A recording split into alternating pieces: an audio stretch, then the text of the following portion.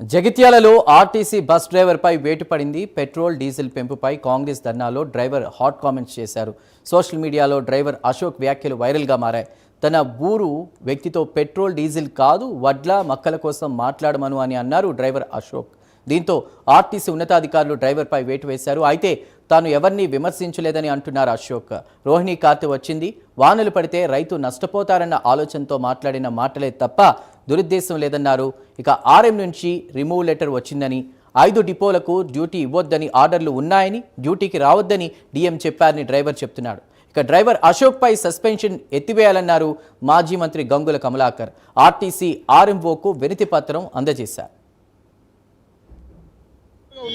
జగిత్యాలలో బి అశోక్ అనే ఒక దళిత బిడ్డ పుట్టకూటి కోసము ఆర్టీసీలో ప్రైవేట్ కాంట్రాక్టు సర్వీస్ నడపడం జరిగింది. వేణుగోపాల్ అనే ఓనరు, చుక్కా వేణుగోపాల్ ఓనరు, వారి దగ్గర ఒక ప్రైవేట్ డ్రైవర్గా ఆర్టీసీకి హైరింగ్లో అశోక్ పనిచేస్తున్నాడు. ఆ వెహికల్ నెంబరు TS21T5006. సో అతను ఈ ఆర్టీసీ డ్రైవర్గా ఉన్న సమయంలో ఇతను బ్యాచ్ నెంబర్ వచ్చేసి 4103.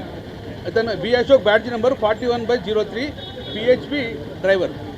ఇతను నిన్న పోతుంటే కాంగ్రెస్ పార్టీ వాళ్ళు, బీజేపీ పార్టీ ఇద్దరే, నేను గిచ్చుతా నువ్వేడు, లేకపోతే నేను గిచ్చుతా నువ్వేడు అని చెప్పి 2 పార్టీలు ప్రజలను డైవర్ట్ భాగంగా నిన్న అడ్లూరి లక్ష్మణ్ కుమార్ ఒక మంత్రి గారై ఉండి, అక్కడ జగిత్యాల ఎమ్మెల్యే గారు సంజయ్ గారు ఇద్దరు ఉండి వాళ్ళు ధర్నా చేస్తున్నారు.